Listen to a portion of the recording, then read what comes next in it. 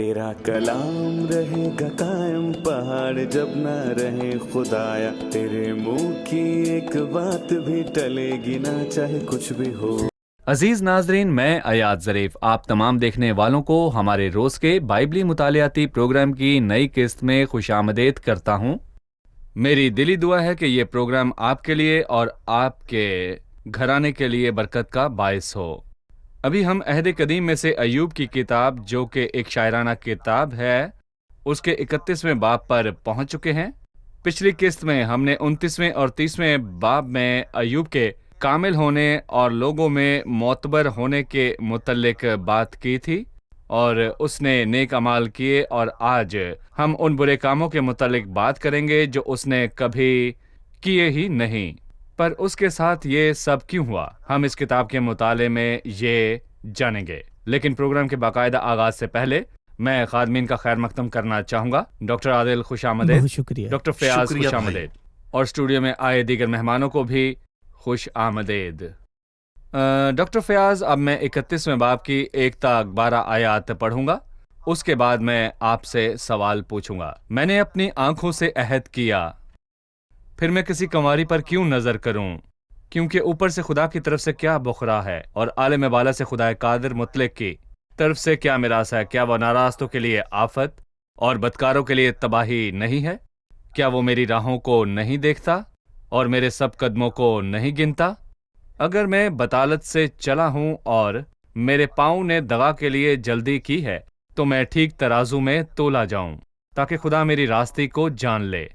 अगर मेरा कदम रास्ते से बरगश्ता हुआ है और मेरे दिल ने मेरी आंखों की पैरवी की है, और अगर मेरे हाथों पर दाग लगा है, तो मैं बोऊं और दूसरा खाए और मेरे खेत की पैदावार उखाड़ दी जाए। अगर मेरा दिल किसी औरत पर फरिफ्ता हुआ और मैं अपने पड़ोसी के दरवाजे पर घात में बैठा, तो मेरी बीवी दूसरे के लिए पीसे और गैर मर्द उस पर झुकें, क्योंकि ये नहायत बुरा जुर्म होता, बल्कि ऐसी बदी होती है जिसकी सजा काजी देते हैं, क्योंकि वो ऐसी आग है जो जलाकर भस्म कर देती है और मेरे सारे हासिल को जड़ से नेस्त कर डालती है। भाई, मैं चाहता हूँ कि इन आयात के मुतालिक आप हमें बताएं। जैसा कि आपने बताया कि अय्यूब ने 29वें बाब में अपने अच्छे कामों का बयान किया और रूहुल कुद्स ने भी इसकी गवाही दी, और हमें ये बयान किया कि 31वें बाब में वो चीजें हैं जो अय्यूब ने नहीं की, और इनका जिक्र रूहुल कुद्स ने भी किया और इनकी तस्दीक भी की। पहली चीज जिसका उसने इनकार किया वो इखलाकी बुराई थी।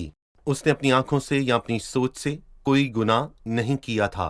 उसने कहा कि उसने कोई इखलाकी बुराई नहीं की। उसने कहा मैंने अपनी आंखों से अहद किया है, फिर मैं किसी कंवारी पर क्यों नजर करूं, यानी कि उसने किसी लड़की की तरफ निगाह नहीं की। और मैं ये बताना चाहूंगा कि उस शख्स ने उस दौर में जिंदगी गुजारी जब शरीयत में यह हुक्म नहीं था कि तू जिना न करना। उसने खुदावंद यीशु मसीह के कहने से पहले जिंदगी गुजारी कि तुम सुन चुके हो कि कहा गया था कि जिना ना करना। लेकिन मैं तुमसे सच कहता हूं कि जिस किसी ने बुरी ख्वाहिश से किसी औरत पर निगाह की, वो अपने दिल में उसके साथ जिना कर चुका। खुदावंद के इन इल्फाज से और मूसा के कहने से पहले ही कि जिना न करना, अय्यूब ने किसी भी लड़की की ख्वाहिश ना की और ना ही अपनी सोच में ऐसी बुराई की। उसने कहा नहीं, शायद देखा ना हो सकता है कि उसने इसका ख्याल किया हो। इसलिए वो 7वीं आयत में बड़े वाज़े अल्फाज में ये कहता है कि अगर मेरा कदम रास्ते से बरगश्ता हुआ है और मेरे दिल ने मेरी आंखों की पैरवी की है, और अगर मेरे हाथों पर दाग लगा है, तो जो मेरे साथ हुआ है मैं उसके लायक हूं। मैं बोऊं और दूसरा खाए और मेरे खेत की पैदावार उड़ा दी जाए। और शायद उसने अपनी आंखों से या फिर अपनी सोच में ये गुनाह किया हो। उसने कहा अगर मेरा दिल किसी औरत पर और मैं अपने पड़ोसी के दरवाजे पर घात में बैठा, तो मेरी औरत दूसरे के लिए पीसे और गैर मर्द उस पर झुकें। मैं इस अंदाज पर बहुत हैरान हुआ कि बाइबल मुकद्दस के अल्फाज इस अंदाज में चुने गए अल्फाज का हैं जो चुनाव। तौहीन अमीज नहीं और ना ही किसी के लिए शर्मिंदगी का बाइस बने हैं। और आप भी यहाँ पर वाज़े तौर पर पढ़ सकते हैं। यहाँ लिखा है कि गैर मर्द उस पर झुकें, और अय्यूब ने कहा कि ये एक बुराई है और खुदावंद को इस गुनाह से नफरत है, बल्कि ये ऐसी बदी होती है जिसकी सजा काजी देता है। उसने ऐसा इखलाकी जुर्म ना किया, ना आंख से, ना सोच से, ना ही फेल से। जी हाँ, उसने ये गुनाह नहीं किया था। भाई आदिल, 13वीं आयत से आगे की आयत का मौजू बताइए, इनका मरकजी ख्याल क्या है? ڈاکٹر فیاض نے دو گناہوں کی بات کی ہے جو کہ ایوب نے نہیں کہے، آنکھوں سے بدی کرنا اور اپنے فخل پر زنا کرنا، پر یہاں اس نے اور دو گناہوں کا ذکر کیا ہے، ناانصافی کا گناہ اور خود غرضی کا گناہ۔ 13ویں آیت میں ناانصافی کے بارے میں لکھا ہے کہ اگر میں نے اپنے خادم یا اپنی خادمہ کا حق مارا ہو جب انہوں نے مجھ سے جھگڑا کیا، اس نے اپنے کسی خادم یا خادمہ کے ساتھ کوئی ناانصافی نہیں کی، وہ ظالم لوگوں جیسا نہیں تھا جن کے لیے یعقوب رسول نے اپنے خط کے 5ویں باب میں لکھا ہے۔ دیکھیں انہوں نے اپنی فصل کاٹنے والے مزدوروں کے ساتھ کیا سلوک کیا۔ یعقوب اس کے 5ویں باب کی 4 آیت دیکھو، جن مزدوروں نے تمہارے کھیت کاٹے ان کی وہ مزدوری جو تم نے دگا کر کے رکھ چھوڑی ہے، اور فصل کاٹنے والوں کی فریاد رب الافواج کے کانوں تک آ پہنچی ہے۔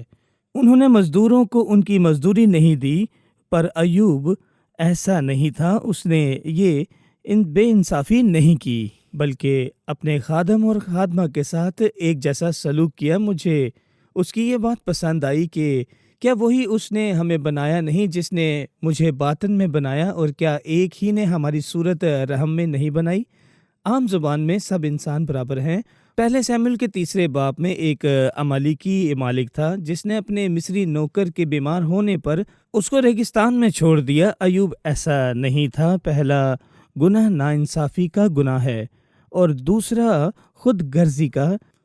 وہ اپنی برکتیں اپنے بچوں تک محدود کر سکتا تھا۔ وہ کہہ سکتا تھا، اے جان تیرے پاس بہت سے برسوں کے لیے بہت سا مال جمع ہے، چین کر کھا پی خوش رہ، پر اس نے ایسا نہیں کیا۔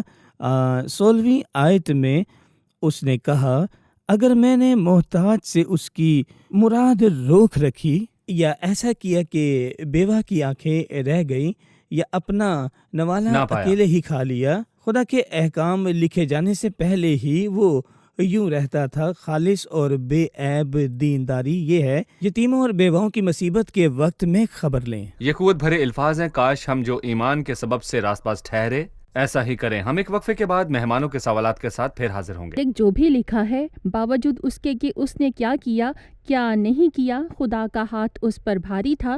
ہمیں یہ امید کیوں ہے کہ وہ خاموشی سے سب برداشت کر لے؟ یہ ایک فطری عمل تھا کہ اس سے گناہ سرزد ہوا، وہ بہت مصیبتوں میں سے گزرا، حالانکہ اس کی ساری زندگی کے اعمال سے اس کی شفاعت ہونی چاہیے تھی تاکہ اس پر یوں ایک کے بعد ایک مصیبت نہ آتی۔ یہ بہت ہی اہم سوال ہے۔ ایوب جیسی اخلاقی کاملیت ہم میں سے کسی میں موجود نہیں۔ ہم میں سے کوئی بھی ایسے اچھے اعمال نہیں کرتا، پھر بھی اس پر اتنی مشکلات آئیں۔ ہم اس سے اور کیا کرنے کی توقع رکھیں؟ اگر اس نے کچھ بول دیا تو اسے معاف کر دیتے۔ آپ کیا کہیں گے؟ جی، وہ اس کی معافی کر سکتے تھے، مگر یہ پوری تاریخ کا مثالی سبق بنا، اور میں کہوں گا کہ یہ آزمائش اس پر پھر نہیں آئی۔ یہ اس آزمائش کے برابر ہے کہ تو اپنے بیٹے اسحاق کو، جو تیرا اکلوتا اور تیرا پیارا ہے، ساتھ لے۔ اور میں کہوں گا کہ خدا نے ابراہم کی ایک بار آزمائش لی اور پھر اس کے بعد سب نے اس سے سبق سیکھا۔ پر یہاں پر میں یہ بھی کہنا چاہوں گا کہ ایوب کی آزمائش سے میرے خیال میں ہم سب نے سبق سیکھا اور یہ پھر نہیں آئے گی۔ اور میں یہ بھی کہوں گا کہ یہ اہم سبق سیکھنا ہم سب کے لیے ضروری ہے۔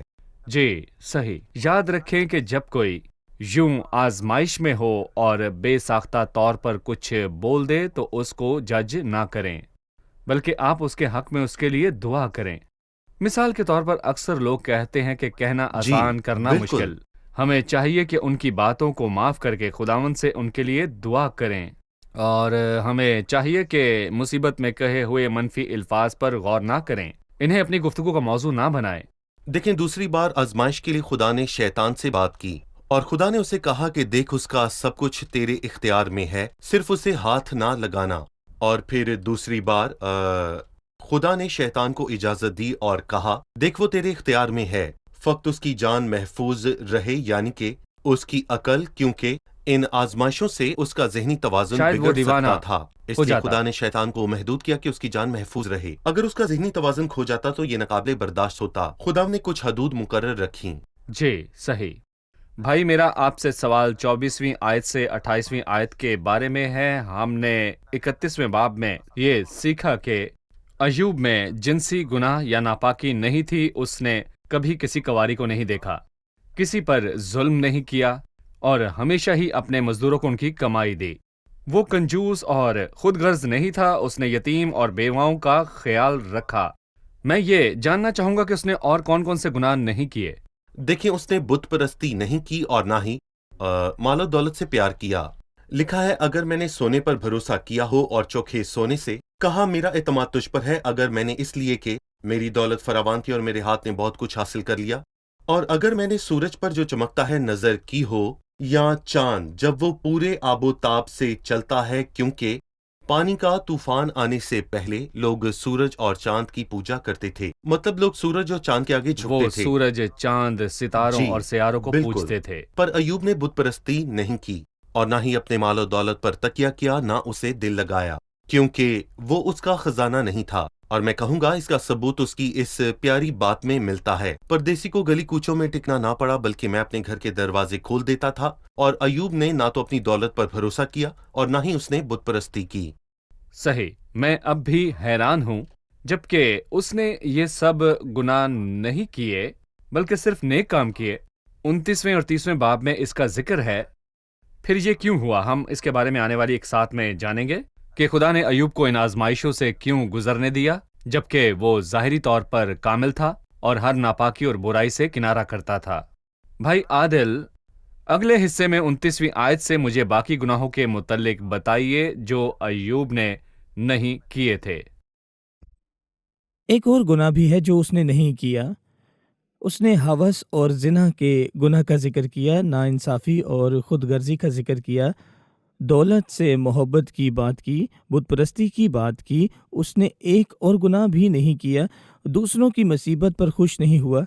29वीं आयत में लिखा है, अगर मैं अपने नफरत करने वालों की हलाकत से खुश न हुआ या जब उस पर आफत आई तो शादमान हुआ।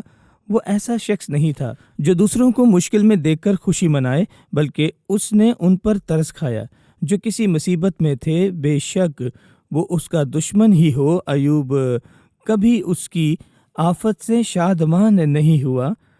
यहाँ वो दो बहुत अहम बातें करता है। उसके आखिरी बाब की 35वीं आयत में उसने कहा, ये लो मेरा दस्तखत। उसने जो कुछ कहा वो सब किया। अयूब ने अपने कहने के मुताबिक किया। और बाब के आखिर में उसके 40वीं आयत में लिखा है, अयूब की बातें तमाम हुई, यानी अयूब अपने अल्फाज पर पूरा उतरा। उसने जो कहा वो उसने सब किया। वो अपनी जुबान पर कायम रहा, वही बोला जो उसने अपना बयान किया नहीं था। बदला।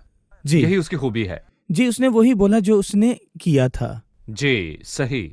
हम एक वक्फा लेंगे और फिर मेहमानों के सवालात के साथ हाजिर होंगे। अजीज नाजरीन, एक वक्फे के बाद हम फिर हाजिर होंगे। इस दौरान अगर आपका कोई भी सवाल हो तो हमें अरसाल कीजिए। अगर खुदा से आपका कोई सवाल या कोई शिकायत हो कि उसने आपके साथ ऐसा क्यों किया, तो हमसे राब्ता करें। सवाल: मेरा सवाल है कि क्या ईमानदार मुश्किल आजमाइशों से बच सकता है? अगर वो शुरुआत में ही खुदावन की धीमी आवाज और तंबी को सुन ले तो बच जाएगा? अहम सवाल। क्या यह मुमकिन है कि ईमानदार इन आजमाइशों से बच जाए जो खुदावन भेजता है? ईमानदार खुदा से मिलने वाले दुख से बच सकता है अगर वो खुदावन के साथ कामिल तौर पर चले। खुदावंद बाइबल फरमाती है कि खुदा की राह से दूर हो जाना ही दर्द का बाइस बनता है। ज़बूर 19 उसके 67वीं आयत में लिखा है, मैं मुसीबत उठाने से पहले गुमराह था, पर अब तेरे कलाम को मानता हूँ। यानी गुमराह होने की वजह उसने मुसीबत उठाई। क्या उसके यही मायने हैं? यानी जब दाऊद खुदावन की राह से बरगश्ता हुआ तो वो मुसीबत में पड़ा। वो फाटकों के कोड़ों पर लकीरें खींचता था। अगर हम कामिल तौर पर चलें तो यकीनन इस दर्द और आजमाइश से बच सकते हैं, पर जो आजमाइशें तादीब के लिए ना हों उससे ईमानदार नहीं बच सकता है। पतरस रसूल ने कहा कि अगरचा अब चंद रोज के लिए ज़रूरत की वजह से तरह तरह की आजमाइशों के सबब से गमज़दा हो। सही। डॉक्टर फयाज, अपनी राय का इजहार करें। अयूब ने अपने अल्फाज पर दस्तखत क्यों किए? जैसा कि उसने 35वीं आयत में कहा, ये लो मेरा दस्तखत, कादर मुतलक मुझे जवाब दे। کاش کہ میرے مخالف کے دعوے کی تحریر ہوتی. یقیناً میں اسے اپنے کندھے پر لیے پھرتا اور اسے اپنے لیے امامہ کی طرح باندھ لیتا. ایوب کی باتیں ختم ہوئیں. دیکھیں، ایوب نے اپنے اچھے کاموں کا ذکر 29ویں باب میں کر کے 31ویں باب میں اس نے ان گناہوں کی بات کی جو اس نے نہیں کیے تھے. اس نے خدا کو چیلنج کیا تاکہ خدا اسے جواب دے. کاش کہ کوئی میری سننے والا ہوتا، یعنی خدا جو میری سنتا ہے بتائے کہ میں نے کیا غلط کہا. میں اپنے الفاظ پر قائم ہوں، یہ لو میرے دستخط. اور کاش کہ میرے مخالف کے دعووں کی تحریر ہوتی، کاش کوئی میرے خلاف ہوتا. جن چیزوں سے میں ناواقف ہوں اور اس نے بالکل ویسے ہی الفاظ کہے جیسے یسوع نے تم میں کہے سے کون؟ تھے. تم میں سے کون ہے جو مجھ پر الزام ثابت کرتا ہے؟ کوئی یہ دعویٰ نہیں کر سکتا کہ میں نے ظلم کیا یا کسی ایسی چیز کی خواہش کی اور اسے دھوکے سے حاصل کیا. ایوب نے کبھی ایسا نہیں کیا اور وہ اپنی بات پر قائم رہا. اس نے دستخط کیے، وہ تب بھی اپنی بات پر قائم رہا، چاہے گیہوں کے بدلے اونٹ کٹارے اور جو کے بدلے کڑوے دانے اگیں. یہ ناممکن ہے. اور اگر ایسا ہو بھی جائے تو بھی وہ اپنے الفاظ پر قائم رہے گا. قوت بھرے الفاظ. میرا آپ دونوں سے ایک سوال ہے. مطلب کہ اگر ایوب کی ظاہری راست بازی اتنی عظیم تھی اور اس کے اعمال کی اتنی عزت تھی، ہم نے یہاں باطنی خامیوں کی بات نہیں کی جس کی وجہ سے خدا نے اس کو جھنجھوڑا تاکہ توبہ کرے اور اپنی نہیں بلکہ خدا کی راست بازی پر تکیہ کرے. ایوب نے کہا کہ اس نے سخاوت کی، یتیم اور بیوہ کا خیال کیا، ظلم نہیں کیا. ہمارے پاس خدا کی راست بازی موجود ہے. جن ایمانداروں کے پاس اس کی راست بازی ہو پر وہ اس کے مطابق زندگی بسر نہ کریں اور ایوب کے اعمال جیسا کچھ نہ کریں تو ان کو آپ کیا کہیں گے؟ دیکھیں، فلپیوں کے پہلے باب میں لکھا ہے، جیسا کہ پالوس نے فلپیوں کی کلیسیا سے کہا، راست بازی کے پھل سے جو یسوع مسیح کے سبب سے ہے بھرتے رہو تاکہ خدا کا جلال ظاہر ہو اور اس کی پرستش کرو. راست بازی کے پھل سے بھرتے رہو. اور ہم سب خدا کے بارے میں بخوبی جانتے ہیں کہ ایماندار اس کے آگے جھک کر اس کی عبادت کرتے ہیں. انہیں خدا کی آمد کا انتظار ہے تاکہ آسمان پر جائیں. اور ہم کیسے خدا کے آنے تک راست بازی قائم رکھ سکتے ہیں؟ ہم نیک اعمال کیسے کریں؟ اور یوحنا نے بھی اپنے پہلے خط میں اس پر بات کی تھی اور یعقوب نے اس پر عملی پیغام دیا. یہ معاملہ الفاظ کا نہیں ہے. آپ کو چاہیے کہ آپ اپنے ایمان کا ثبوت اپنے کاموں سے دیں. اگر کوئی بھائی یا بہن ننگی ہو اور ان کو روزانہ کی روٹی کی کمی ہو تو تم میں سے کوئی ان سے یہ کہے کہ سلامتی کے ساتھ جاؤ، اور ان سے یہ بھی کہے کہ گرم اور سیر رہو. مگر جو چیزیں تن کے لیے درکار ہیں اگر وہ انہیں نہ دیں تو ان کا کیا فائدہ؟ اور ہمارے خدا اور باپ کے نزدیک خالص اور بے عیب دینداری دراصل یہ ہے کہ یتیموں اور بیواؤں کی مصیبت کے وقت ان کی خبر لیں اور اپنے آپ کو دنیا سے بے داغ رکھیں. یہاں اس نے عبرانیوں کے 13ویں باب کی 2 چیزوں کا ذکر کیا ہے. خدا کے حضور روحانی قربانی یہ ہے کہ مسافروں کے لیے اپنے دروازے کھولیں. مسافر پروی سے غافل نہ رہو. مسافر پروی سے غافل نہ رہو، ہر ایک سے بھلائی کریں، ان کو روٹی اور پانی دیں. یتیموں، بیواؤں اور غریبوں کا خیال کریں اور بھلائی اور سخاوت کریں. بالکل نہ بھولیں کہ خدا ایسی قربانیوں سے خوش ہوتا ہے. صحیح. اکثر ہم خدا کو وہ قربانیاں پیش نہیں کرتے جن سے وہ خوش ہو. بھائیات، میں کہنا چاہتا ہوں کہ ہمیں ایوب سے زیادہ استحقاق حاصل ہے. روح القدس ایوب میں نہیں بسا پر وہ ہمارے اندر بستا ہے. ایوب کے پاس بائبل مقدس کی کوئی کتاب موجود نہیں تھی، ہمارے پاس 66 کتب ہیں. ہم ایوب سے الگ ہیں کیونکہ اس کی الہی قدرت نے وہ سب چیزیں جو زندگی اور دینداری سے متعلق ہیں ہمیں عبادت کی. جی، خدا کا روح ہم میں ہے. یہ سب ایمانداروں کے لیے شرم کی بات ہے کہ وہ راست بازی سے زندگی نہ گزاریں. میں یہاں اس بات کو نمایاں کرنا چاہتا ہوں. اگر میں نے محتاج سے اس کی مراد روک رکھی یا ایسا کیا کہ بیوہ کی آنکھیں رہ گئیں، یہاں فقط محتاجوں کی ضرورت پوری کرنے کی بات نہیں ہوئی. اگر میں نے محتاج کی مراد روک رکھی، اس کی خواہش پوری اس کی نہ مراد وہ مشرقی علاقے میں رہتا ہے. ذرا سوچیں کہ ایک دن ایک عورت نے آ کر ایوب سے بات کی کہ اس عورت نے ایوب سے کہا کہ اس کے بچوں کو ناشتے میں دودھ اور مکھن پسند ہے، اور میرے خیال میں اس نے اس سے کہا کہ انہیں گائیں رکھنی چاہیے. تو وہ اس عورت کی مراد کے مطابق اپنے ریوڑ سے اس عورت کو 2 گائیں دے دیتا ہے. اس نے ایسا کچھ نہیں کیا کہ بیوہ کی آنکھیں رہ جائیں، اور اس نے بیوہ کو روتے ہوئے نہ چھوڑا، جبکہ اس عورت نے خدا سے اپنی ضرورت کے لیے فریاد کی. اور ایوب نے کبھی بھی اپنے خدا کو منع نہ کیا، بلکہ وہ اس کی ضرورت پوری کر کے اپنے رب کو خوش کرتا ہے. میں نے بیوہ کا دل ایسا خوش کیا کہ وہ گانے گاتی ہے. اس نے ان کو دکھ نہیں دیا، اور یہ بہت ہی شاندار کلام ہے. اور یہ سچ میں کمال کی بات ہے۔ خداوند ہمیں اس پر عمل کرنے کی توفیق دے۔ جب ہم عملی راست بازی کو چھوڑ دیں تو ہم گناہ کرتے ہیں، اور اس سے ہمارے ایمان کے معیار پر سوال اٹھتا ہے۔ جو ایمان ہمیں عملی طور پر راست باز نہ بنائے وہ ایمان مردہ سمجھا بالکل جاتا صحیح۔ ہے۔ آج کے پروگرام سے آپ نے کیا سیکھا؟ جب میں ایوب کی اخلاقی صداقت اور بے داغ زندگی پر غور کروں تو میں سوچتی ہوں کہ خدا نے اس کو اس سب درد اور تکلیف سے گزرنے کی اجازت کیوں دی۔ پھر ایک ماں کی حیثیت سے میں سوچتی ہوں کہ جب کبھی میرا بیٹا کوئی غلط کام کرے تو میں اس کی تربیت کرتی ہوں، کیونکہ میں چاہتی ہوں کہ وہ بہترین اخلاق کا صحیح۔ مالک ہو۔ مجھے مسیح کے الفاظ یاد آئے، پس جب کہ تم برے ہو کر اپنے بچوں کو اچھی چیزیں دینا جانتے ہو تو تمہارا آسمانی باپ اپنے مانگنے والوں کو اچھی چیزیں کیوں نہ دے گا۔ خدا چاہتا تھا کہ ایوب اپنی بہترین بھلائی کے شکل لیے۔ میں ہو۔ صحیح۔ اس سے فرق نہیں پڑتا کہ میں اپنے بارے میں کیا کہوں، بلکہ اس سے کہ خدا میرے بارے میں کیا کہتا ہے۔ مجھے چاہیے کہ حق کے ترازو میں خود کو تولوں اور کہوں، اے خدا تو مجھے جانچ اور میرے دل کو پہچان، مجھے آزما اور میرے خیالوں کو جان، اور دیکھ کہ مجھ میں کوئی بری روش تو نہیں۔ صحیح۔ میں ایوب کی صفات سے بہت حیران ہوئی۔ اس نے گناہ نہیں کیا، اس نے کسی کو مصیبت میں دیکھ کر خوشی نہیں منائی، اس نے اپنے دشمنوں سے بدلہ نہیں لیا، یتیموں اور بیواؤں کی عزت کی۔ میں نے اس سے 3 سبق حاصل کیے۔ بہت سے لوگ پوچھتے ہیں کہ جن کے پاس بائبل نہیں ان کا کیا قصور ہوگا۔ دراصل خداوند نے اپنی شریعت سب لوگوں کے دلوں میں رکھی ہے تاکہ کوئی بھی اس تک پہنچ سکے۔ دوسری بات یہ ہے کہ خدا کے اصول تخلیق کی شروعات سے اب تک ویسے ہی ہیں، اس لیے اگر کوئی مختلف اصول آئیں تو ہم آرام سے جان سکتے ہیں کہ وہ خدا کی طرف سے ہیں یا نہیں ہیں۔ ایوب کے پاس بائبل نہیں تھی، نہ کوئی کتاب تھی جس میں خدا کا کلام اور اس کے احکام درج ہوں۔ اگر تب بھی وہ ان حکموں کے مطابق چلا اور ان کو مانا تو ہم بھی ان حکموں کے مطابق زندگی گزاریں۔ صحیح۔ جی۔ میری دعا ہے کہ جب ہم کسی مصیبت یا مشکل حالات سے گزریں تو یہ بھول نہ جائیں کہ خدا کا ہاتھ ہمارے اوپر ہے اور وہ ہر حال میں ہماری رہنمائی کرتا ہے۔ صحیح۔ میں پروگرام کے اختتام پر اپنے غمزدہ بھائیوں اور بہنوں کے لیے دعا کرنا چاہوں گا۔ ہم نہیں جانتے کہ کون کون ہمیں دیکھ رہا ہے۔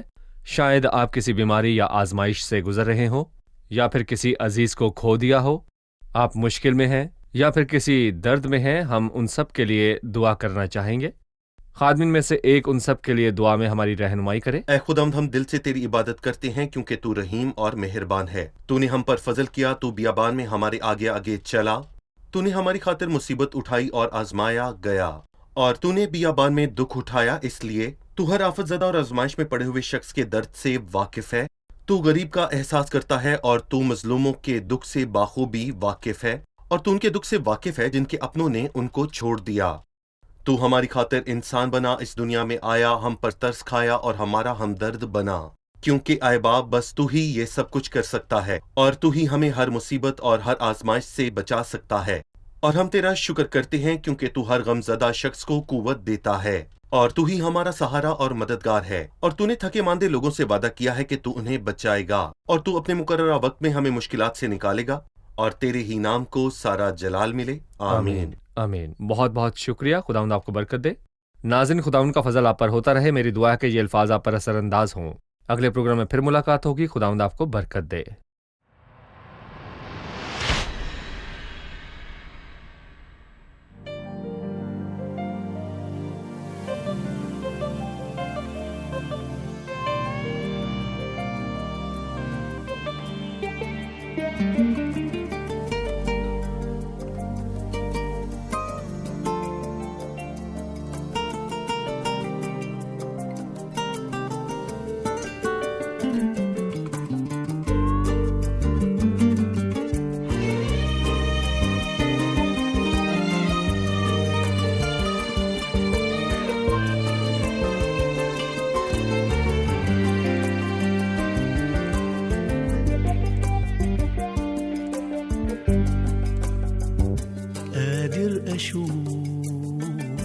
حضنك مخبيني في ضعفي وكل خوف، قادر أشوف قلبي الصغير وانت شايله على الكفوف، قادر أشوف حضنك مخبيني في ضعفي وكل خوف، قادر أشوف قلبي الصغير وانت انت شايله على الكفوف، المجيثون ولا صخور قدام سفينتي وعمري مليان بالكسور، أندى عليك تبني الجسور وتنجي نفسي واطير معاك زي النسور، قلبي اللي حبك فرحته تضم وتشيل رعشته وايدك بتمسح دمعته ما انت العطور، قلبي اللي حبك فرحته تضم وتشيل رعشته وايدك بتمسح دمعته ما انت العطور.